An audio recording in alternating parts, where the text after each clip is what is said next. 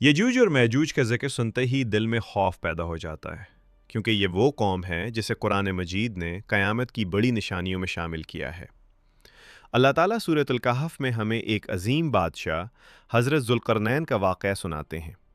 جب حضرت ذوالقرنین ایک ایسے علاقے میں پہنچے جہاں کے لوگ یجوج میجوج کے ظلم سے تنگ تھے تو انہوں نے فریاد کی، یجوج اور میجوج زمین میں فساد پھیلا رہے ہیں، کیا آپ ہمارے اور ان کے درمیان ایک مضبوط دیوار بنا سکتے ہیں؟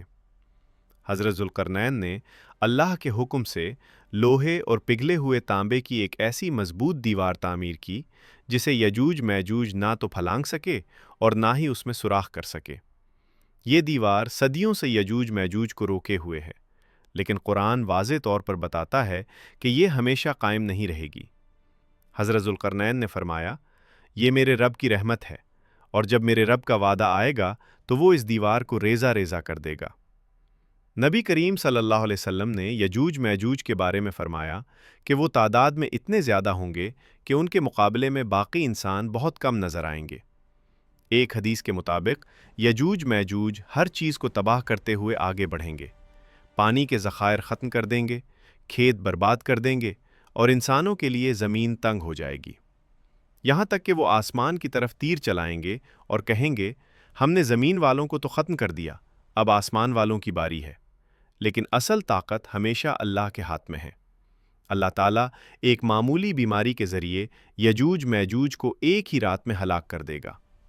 یہ سب واقعات ہمیں یہ سبق دیتے ہیں کہ طاقت، تعداد اور ظاہری غلبہ کسی کو اللہ کے فیصلے سے بچا نہیں سکتا۔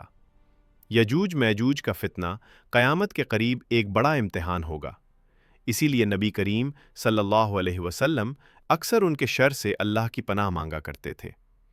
یہ کہانی ہمیں ڈرانے کے لیے نہیں بلکہ جگانے کے لیے ہے، تاکہ ہم اپنے اعمال درست کریں، اللہ کی طرف رجوع کریں اور اس دن کی تیاری کریں جب ہر نفس کو اپنے اعمال کا حساب دینا ہوگا۔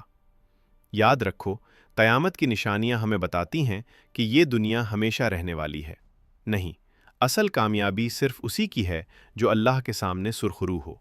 پس اللہ سے دعا ہے کہ وہ ہمیں ہر فتنے سے محفوظ رکھے، یجوج میجوج کے شر سے بھی اور قیامت کے دن کی رسوائی سے بھی۔ آمین۔